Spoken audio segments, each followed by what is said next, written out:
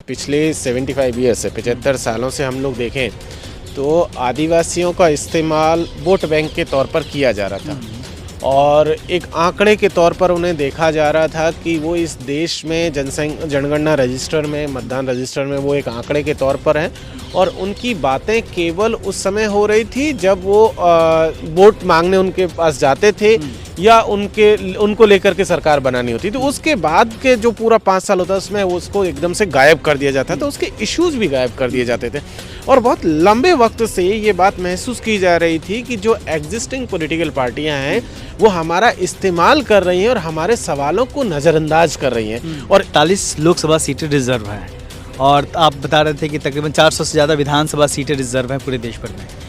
लेकिन जब बात करते हैं, जैसे आप किसी राह चलते हुए व्यक्ति से पूछिए या फिर दलित आदिवासी समाज के ही व्यक्ति से पूछिए कि 10 वो सांसद के नाम बता दें, संभव नहीं होता है। ये स्थिति कब बदलेगी? देखिए, ये स्थिति तब बदलेगी जब आपके बीच के लोग, जो खास करके आंदोलन के जो लोग हैं, जब तक पार्लियामेंट तक नहीं पहुंचेंगे तब तक चीज़ें नहीं बदलेंगी। क्योंकि अभी तक जो दलित तबका हो चाहे आदिवासी तबका खास करके बात करें तो जो मेन स्ट्रीम की पार्टियां हैं, चाहे वो कांग्रेस हो, चाहे बीजेपी हो, चाहे बाकी और मेन स्ट्रीम की पार्टियां हैं, उन सब की जो पॉलिटिक्स है, उनकी जो पॉलिसीज़ हैं वो एकदम से डिफरेंट किस्म की पॉलिसीज़ हैं। उनमें ट्राइबल एजेंडे में कहीं नहीं है। चाह रही है कि वनवासी कह रही है। जिस तरीके से दलितों को कहीं ना कहीं हिंदुज़म के खांचे में बांध दिया गया है, हालांकि दलित भी हिंदू है नहीं, वर्ण व्यवस्था से बाहर है, जैसे आदिवासी है, तो आदिवासियों को लेके जो पूरी एक रणनीति और बहुत लंबे समय से एक चल रही है कोशिश उनको अपने पाले में करने की, उससे यह समाज को कैसे बचना चाहिए? देखिए, लगातार एक चीज़ ये समझनी होगी कि आदिवासी, अगर हम लोग इस देश के बारे में बात करें तो वो लोग हैं जो किसी भी धर्म के एग्जिस्टेंस में आने के से पहले से रह रहे हैं। मीन्स धर्म के आने के पहले के लोग, धर्म पूर्व भी उनको कह सकते हैं।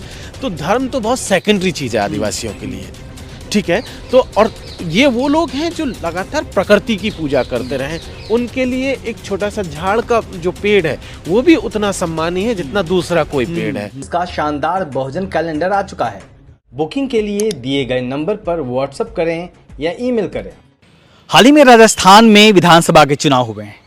इस चुनाव के ठीक 3 महीने पहले भारत आदिवासी पार्टी नाम की एक राजनीतिक दल बना। इसके 3 विधायक इस चुनाव में विधानसभा पहुंचे हैं।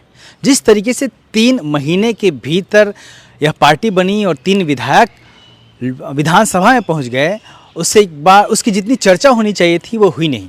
तो क्या यह संकेत माना जाए कि अब राष्ट्रीय स्तर पर आदिवासी समाज अपनी मजबूत उपस्थिति राजनीतिक तौर पर दर्ज करने वाला है?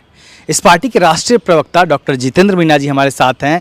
जितेंद्र जी, बहुत बहुत बधाई पहले आप लोगों को कि एक पार्टी 3 महीने पहले बनती है और 3 सीट जीत के आती है। जी, बहुत बहुत शुक्रिया। 3 नहीं, दरअसल 4, मध्य प्रदेश में भी एक सीट है। जी जी जी, तो 4 सीटें। बहुत बहुत शुक्रिया आपके दर्शकों का। जी, किस तरीके से ये पार्टी फॉर्म में आई और जैसे मैंने कहा कि क्या अब ये माना जाए कि आने वाले दिनों में जो ट्राइबल कम्युनिटी की राष्ट्रीय राजनीति है वो थोड़ी और मजबूत दिखेगी? जी बिल्कुल, एकदम। ये देखिए कि पिछले 75 ईयर से 75 सालों से हम लोग देखें तो आदिवासियों का इस्तेमाल वोट बैंक के तौर पर किया जा रहा था और एक आंकड़े के तौर पर उन्हें देखा जा रहा था कि वो इस देश में जनगणना रजिस्टर में, मतदान रजिस्टर में वो एक आंकड़े के तौर पर हैं और उनकी बातें केवल उस समय हो रही थी जब वो वोट मांगने उनके पास जाते थे या उनको लेकर के सरकार बनानी होती। तो उसके बाद के जो पूरा 5 साल होता है उसमें उसको एकदम से गायब कर दिया जाता है, तो उसके इश्यूज भी गायब कर दिए जाते थे और बहुत लंबे वक्त से ये बात महसूस की जा रही थी कि जो एग्जिस्टिंग पॉलिटिकल पार्टियां हैं वो हमारा इस्तेमाल कर रही हैं और हमारे सवालों को नज़रअंदाज कर रही हैं। और इसी कमी को महसूस करते हुए हम लोगों ने एक पार्टी फॉर्म किया, भारत आदिवासी पार्टी, जो पिछले वर्ष 10 सितंबर 2023 को लॉन्च हुई और हमें 2.5 महीने में हमने अपना चुनावी रणनीति तैयार की, अपनी तैयारियां पूरी की और उसके बाद जब हम लोग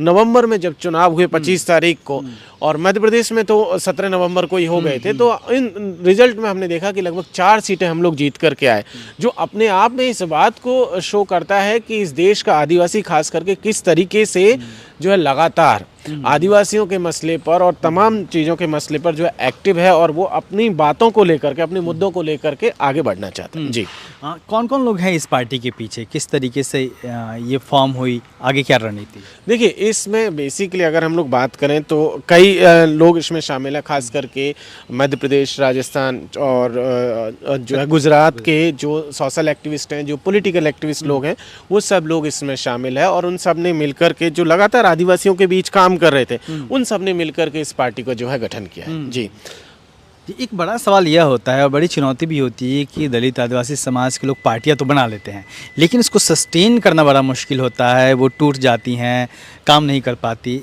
ये पार्टी खुद को कैसे बचाए रखती है? देखिए, ये एक बड़ा चैलेंज है, ये नो डाउट इसको हम एक्सेप्ट करते हैं कि ये बड़ा चैलेंज है, क्योंकि हम लोग देख रहे हैं कि जिस तरीके का डेमोक्रेटिक स्ट्रक्चर आज की तारीख में और पार्टी स्ट्रक्चर देश भर में है, उसमें ये है कि बड़ा पैसा इन्वॉल्व है, बड़ी पार्टियों के पास बड़ा पैसा है, वो अपने आप को रन करा रहे हैं, सब कुछ है। तो जो रीजनल पार्टियां हैं, जो नई पार्टियां बन रही हैं, उनके सामने ये चुनौती है कि वो कैसे कम रिसोर्सेज में अपने आप को सस्टेन करा के रखें।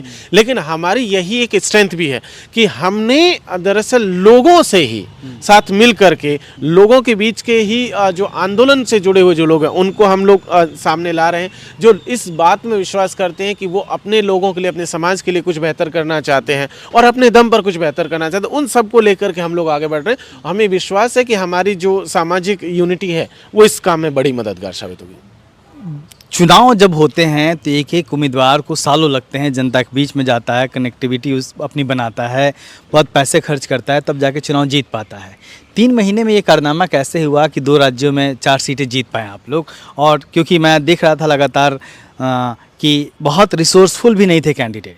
नहीं जी, ये बिल्कुल सही है, लेकिन अब पार्टी भले ही हमने सितंबर में लॉन्च की थी, लेकिन सोशल फ्रंट पर आदिवासी परिवार एक हमारा पेरेंटल ऑर्गेनाइजेशन है, जिसके बैनर तले हम लोग लगातार पिछले 8-10 सालों से काम कर रहे थे। खास करके कल्चरल फ्रंट पर, भाषा के मामले पर, रिलीजन के मैटर्स पर और बाकी तमाम मैटर्स पर हम लोग काम कर रहे थे।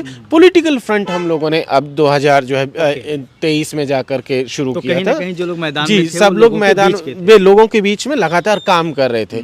जमीन से जुड़े हुए जितने भी मसले थे, कि चाहे शिक्षा का मसला हो, चाहे जैसे भीली भाषा का मसला था या भीली संस्कृति को बचाने का मसला था, धर्म को बचाने का मसला था, उन मसलों पे लगातार हम लोग काम कर रहे थे और उसी का ये नतीजा है। जी, तो लोग जुड़ रहे हैं, कनेक्ट कर रहे हैं खुद को। बिल्कुल कनेक्ट कर रहे हैं, क्योंकि देखिए ये पार्टी हम लोगों ने बहुत बाद में आकर बनी। मेन मकसद ये था कि किस तरीके से हम आदिवासियों की जो अस्तित्व उसको बचा सकें, और ख़ास करके उसमें भी जो है आपकी संस्कृति थी, उस जिस तरीके से हिंदुआइजेशन हो रहा है, आरएसएस का जिस तरीके से हमला है, उसके खिलाफ ये पूरी की पूरी मुहिम थी। दूसरी चीज़ कि जिस तरीके से अलग अलग इलाकों में अलग अलग प्रोजेक्ट्स के नाम पर सरकारें ज़मीनें छीन रही थी, और उन ज़मीनों को बचाने के लिए ये पार्टी बनाई गई। तो ऐसे में ये धीरे धीरे तमाम उस इलाके के लोग, सिर्फ आदिवासी ही नहीं, चाहे दलित तबके के लोग हों, चाहे ओबीसी तबके के लोग हों, चाहे जो है माइनॉरिटी तबके के लोग हों, वो तमाम लोग उसमें शामिल हो रहे हैं और वो लोग जुड़ते जा रहे हैं। जी, देश में 47 लोकसभा सीटें रिजर्व हैं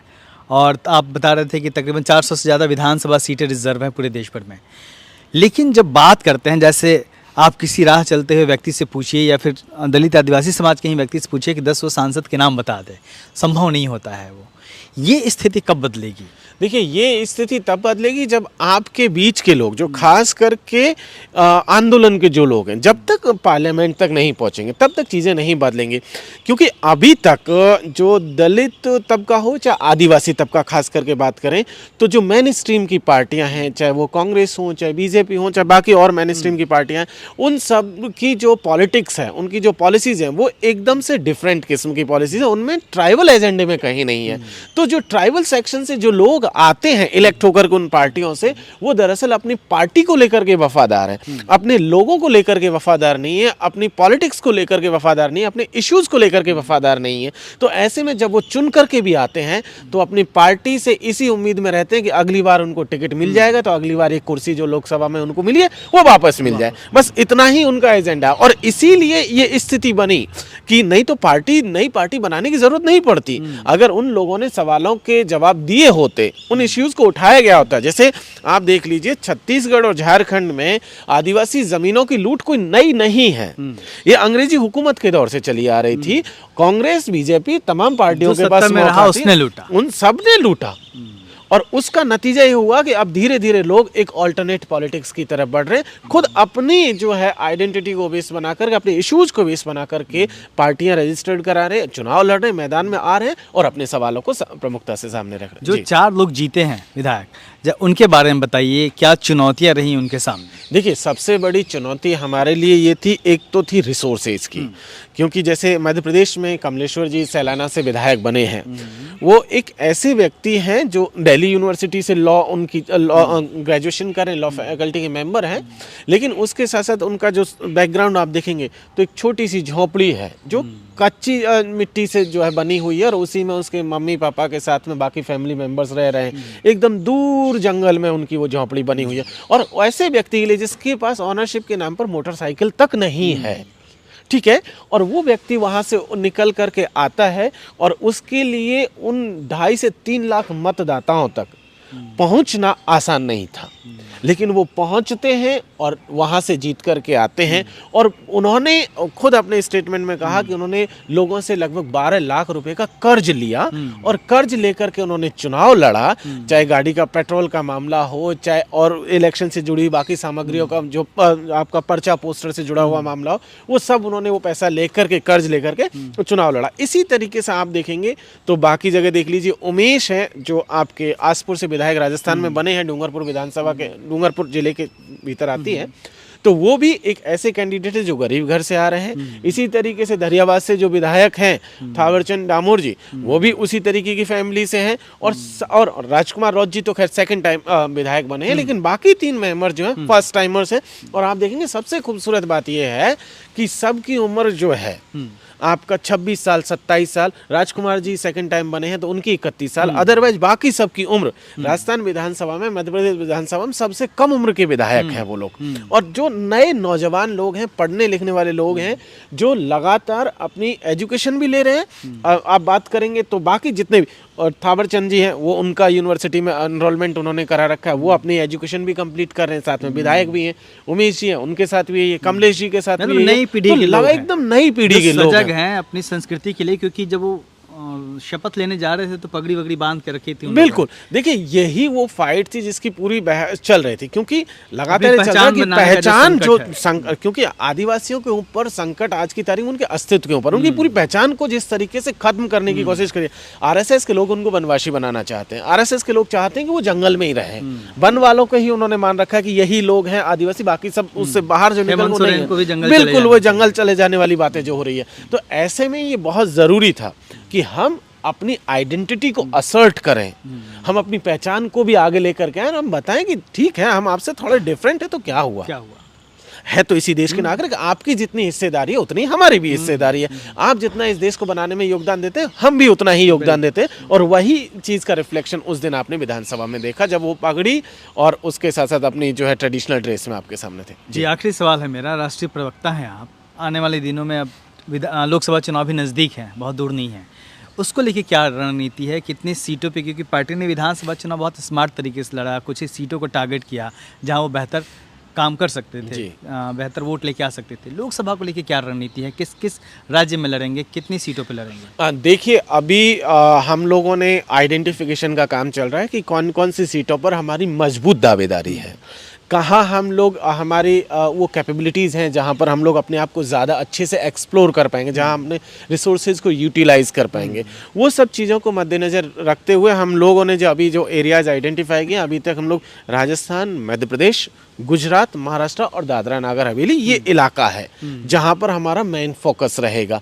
कुछ ऐसा नहीं कि सारी सीटों पर, लेकिन सेलेक्टेड सीटों पर हम लोग रहेंगे, विधानसभा में सेलेक्टेड, तो ताकि हम लोग अपनी पूरी पावर को एक जगह कॉन्सेंट्रेट करके अपनी पूरी लड़ाई को आगे ले जा सके। तो अभी तक ये बाकी सीटों का जो आने वाले दिनों में क्लियर हो जाएगा, सबके सामने आ जाएगा कि कौन कौन सी सीट है, कौन उम्मीदवार होगा वगैरह वगैरह, सारी डिटेल आपके सामने आने वाले दिनों में पब्लिक डोमेन में आ जाएगी। लेकिन एक चीज मैं फिर से आपको बता रहा हूँ कि जिस तरीके से विधानसभा चुनावों में हमने चौंकाया था, लोकसभा चुनाव में भी हम लोग चौंकाएंगे।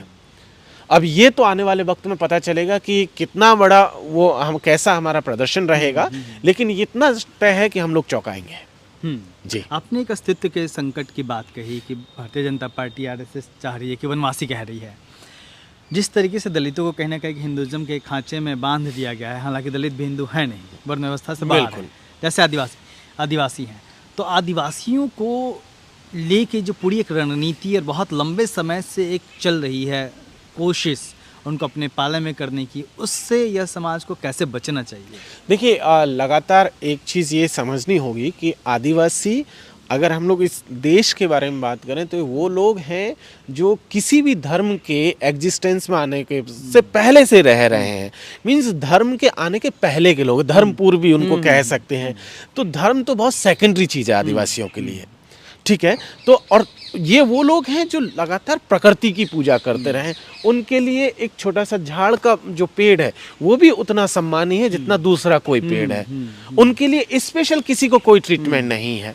और हर एक जीव जंतु, जो पंचतत्व हैं जिससे हमारा जीवन चलता है, उनके लिए वही उनके लिए सर्वे सर्वा एक कुदरत जो है, जो नेचर है, उसी की वो पूजा कर रहे हैं। तो उनके लिए किसी भी चीज़ की ज़रूरत नहीं है, किसी धर्म की ज़रूरत नहीं है। और इसीलिए लगातार आदिवासी एक बात कह रहा है, आज़ादी के पहले आदिवासियों के लिए धर्म के कॉलम में एक स्पेशल कैटेगरी होती थी जिसमें कई जगह पर जो है आपका ट्राइबल रिलीजन लिखा गया, कई जगह इंडिजीनियस शब्द का इस्तेमाल था, जो कि आज़ादी के बाद में हटा दिया गया।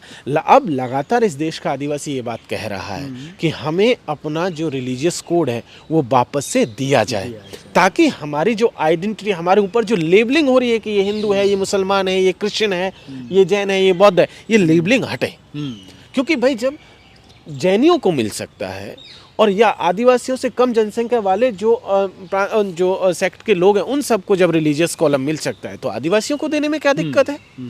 भाई हम तो वो लोग हैं ना जो पहले से आ रहे हैं। अगर किसी को कोई दूसरा मानना है तो माने, हमें उससे कोई आपत्ति नहीं है, लेकिन हमारे पास वो विकल्प होना चाहिए। पहले से है ना, बिल्कुल। हमें किसी नई चीज मांग नहीं रहे हैं, नई चीज नहीं मांग रहे, हम दूसरी पहचान आपसे नहीं मांग रहे, हमारी ऑलरेडी एक पहचान है और हम उसी पहचान की बात कर रहे हैं जो कि आज़ादी से पहले भी हमें मिली हुई थी, लेकिन वो आज़ादी के बाद में उसे खत्म कर दिया गया।